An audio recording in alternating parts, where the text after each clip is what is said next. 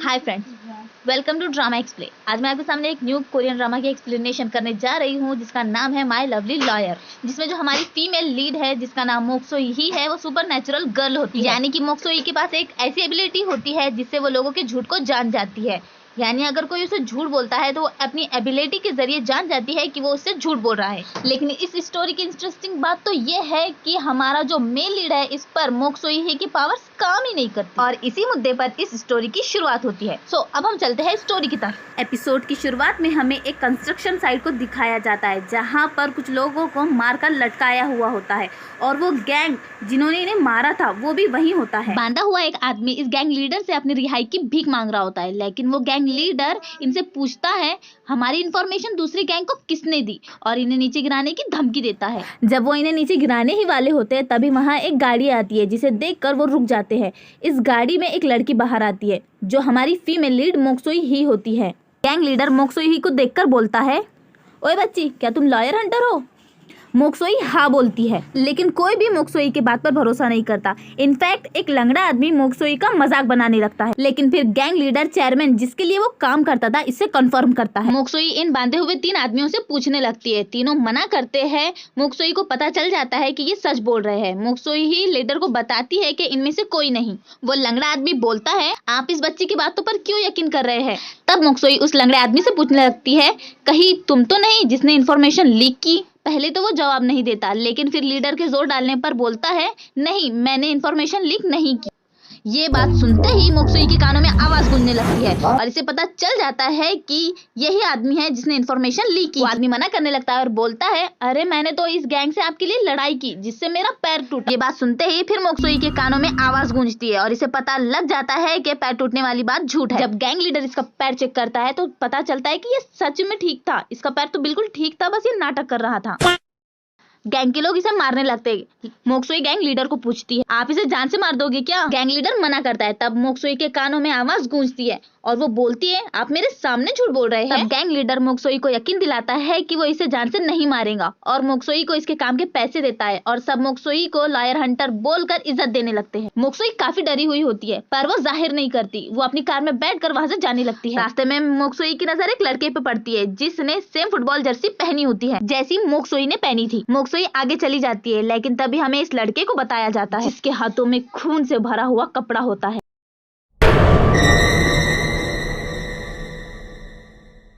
के यहाँ कुछ तो गड़बड़ है, जरूर कोई ना। एनीवे, मोक सो ही अपने रूम में आकर सो जाती है। नेक्स्ट मॉर्निंग जब मोक सो ही अपने होटल से बाहर आती है जहाँ पर वही लंगड़ा आदमी जिसे मोक सो ही ने पिछली रात पकड़वाया था वो छुरा लेकर इसके पीछे मारने के लिए भागने लगता है। मोक सो ही तो काफी डर जाती है। वो जैसे तैसे वहाँ से भागकर बस स्टॉप पर आती है जहाँ पर वो एक सियोल की टिकट लेकर बस में चढ़ जाती है, लेकिन वो लंगड़ा आदमी अभी भी मोक सो ही को ढूंढ रहा होता है। वो बस में छुप जाती है। तब वो 2 आदमियों को बात करते हुए सुनती है जिसमें जो ओल्डर पर्सन था वो किसी ओंजू नाम की लड़की को ढूंढने के बारे में बोल रहा होता है। ये दूसरा यंगर लड़का मना करने लगता है। पहला आदमी काफी सीरियस होकर बोलता है, ओंजू ने कल रात में मरने की धमकी दी थी, अब वो नहीं मिल रही, मेरे साथ चल, हमें उसे ढूंढना है। दूसरा लड़का मना करता है और बोलता है, हमने ब्रेकअप कर लिया है। ये सुनकर वो आदमी को बहुत गुस्सा आता है और वो इसे पंच करने लगता है। दूसरी तरफ मोक सो ही इस लंगड़े आदमी को देखती है जो इसी बस की तरफ आ रहा होता है। जिसे आता देखकर मोक सो ही खुद ही इस आदमी को बाहर निकालते हुए बोलने लगती है, अंकल प्लीज जल्दी बाहर निकले, आपकी वजह से बस नहीं जा रही। इस एल्डर आदमी को ये तक लगने लगता है कि मोक सो ही इसकी गर्लफ्रेंड है। मोक सो ही हाँ बोलकर इसे बस से उतार देती है और जल्दी से बस चलाने को बोलती है। ये बात सुनकर उस आदमी को बहुत ज्यादा गुस्सा आ रहा होता है। बस में वो लड़का मोक सो ही को ही देख रहा होता है क्योंकि मोक सो ही ने इसकी गर्लफ्रेंड वाली बात को कंफर्म किया था। मोक सो ही बोलने लगती है, मुझे शुक्रिया मत कहो, मुझे तो बस जल्दी से सियोल जाना था इसलिए मैंने ये सब। मोक सो ही इस लड़के को अपना कार्ड देती है और बताती है कि मैं लायर हंटर हूँ। तो लड़का उस कार्ड को नहीं लेता और दूसरी साइड देखने लगता है और इसी के साथ ये सीन कट हो जाता है। अब हमें डायरेक्ट 5 साल बाद का सीन दिखाया जाता है जहाँ पर मोक सो ही को दिखाया जाता है जो बहुत ही एक्सपेंसिव कार में आलीशान जगह पर अपने बॉडीगार्ड के साथ आई थी जिसने काफी एक्सपेंसिव शूज बैग और क्लॉथ कैरी किए थे। वो लगता है बच्ची के दिन बदल गए। मोक सो ही एक कपल के साथ खाना खा रही होती है जिसमें लड़के की उम्र कम और लड़की की उम्र ज्यादा थी, लेकिन वो लेडी काफी रिच थी। वो अमीर लेडी मोक सो ही को अपनी कजन सिस्टर बोल रही होती है, लेकिन मोक सो ही डायरेक्ट सवाल पूछने लगती है। मोक सो ही बोलती है, क्या तुम मेरी बहन को उसके पैसों के लिए प्यार करते हो क्या?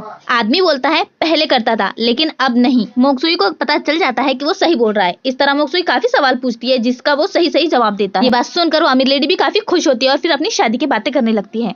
तभी वहाँ एक सर्वेंट आती है, जिससे बात करने पर मोक्सुई को पता चलता है कि ये सर्वेंट प्रेग्नेंट है। पर वो लड़का थोड़ी वियर्ड बिहेव कर रहा होता है, जिस पर मोक्सुई पूछती है, ये बेबी तुम्हारा है क्या? लड़का गुस्सा करते हुए बोलने लगता है, ये क्या बोल रही हो, ऐसा नहीं है, मैं तो इसे जानता भी नहीं। और फिर होना क्या था, ये सुनते ही मोक्सुई के कानों में आवाज गूंजने लगती है, जिससे पता चल जाता है कि ये लड़का झूठ बोल रहा है और ये बेबी इसी का है। तभी वो लड़का गुस्सा करते हुए मोक्सुई को बोलता है, तुम्हें कैसे पता क्या सच है और क्या झूठ है? मोक्सुई बड़े ही सैवेज अंदाज में अपना फेमस डायलॉग बोलती है, जैसा मैंने कहा है वैसा ही है।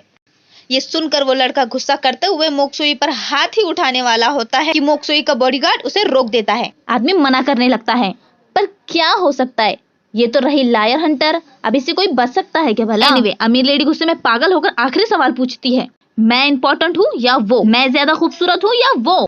बेशक तुम। मोक्सुई बहुत ही स्वैग में निकलते हुए बोलती है, ये अब भी झूठ बोल रहा है। अब हमें मोक्सुई को दिखाया जाता है जो अपनी नॉर्मल फॉर्म में आ गई थी, यानी कि वो बस अमीर लेडी के लिए सच का पता लगा रही थी। तेरी, मुझे तो लगा है सच में अमीर हो गई। वो बॉडीगार्ड जो मोक्सुई के साथ था पूछता है, आप खुद को शमन बोलती है, पर आप शमन जैसी बिल्कुल नहीं दिखती। मोक्सुई बोलती है, लोगों को यकीन दिलाने के लिए बोलना पड़ता है। बॉडीगार्ड बोलता है, पर आपके पास ये पावर्स कैसे आई? मोक्सुई बोलती है, मेरी मॉम की वजह से। फिर हमें एक फ्लैशबैक दिखाया जाता है जिसमें मोक्सुई बताती है कि मोक्सुई की मॉम जो अपनी गरीबी से बहुत ज्यादा परेशान थी, वो चाहती थी कि इसका बेबी, इसमें कोई ऐसा हुनर हो कि वो इससे पैसा कमा सके।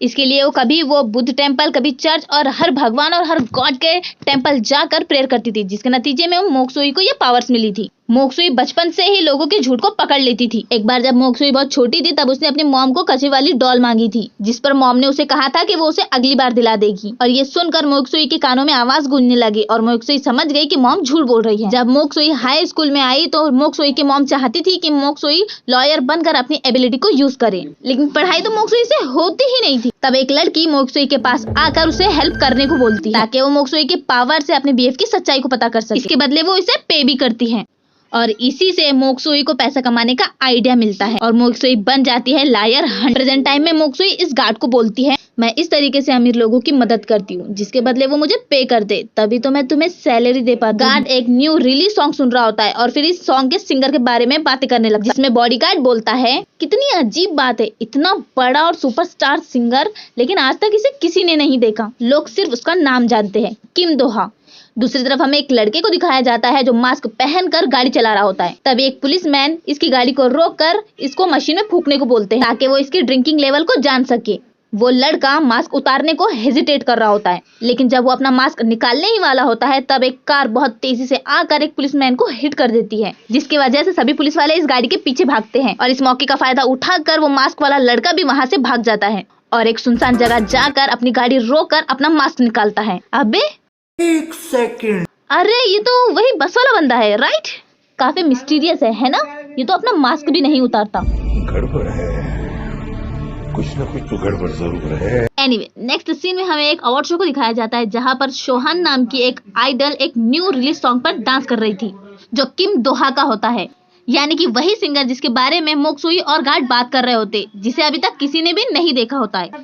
इसके इस न्यू रिलीज सॉन्ग को अवार्ड भी मिलता है, लेकिन किम देही अभी भी इस शो में नहीं आया होता है, इसलिए इस अवार्ड को किम देही की जगह मिस शोहान लेती है। नेक्स्ट सीन में इस सॉन्ग की सक्सेस की पार्टी हो रही होती है, जिसमें सब लोग किम देही के बारे में ही बात कर रहे होते हैं कि कितनी अजीब बात है, इतना बड़ा और फेमस सिंगर पर अब तक इसे किसी ने नहीं देखा। तभी एक आदमी बोलता है, गाने लिखना इसका शौक है, लेकिन इसका असल काम ऐसा है जिसकी वजह से वो पूरी दुनिया में बदनाम है। तभी दूसरी तरफ एक सीन में हमें एक आदमी को दिखाया जाता है जो एक होटल में घुसकर कुछ लोगों के साथ फाइट कर रहा होता है, और ये और कोई नहीं, वही हमारा मिस्टीरियस बॉय प्लस बस वाला बंदा था, यानी कि हमारा मेल लीड किम देही, द सीक्रेट सुपरस्टार। अगर आपको इस एपिसोड की एक्सप्लेनेशन अच्छी लगी हो तो वीडियो को लाइक करें और चैनल को सब्सक्राइब करें।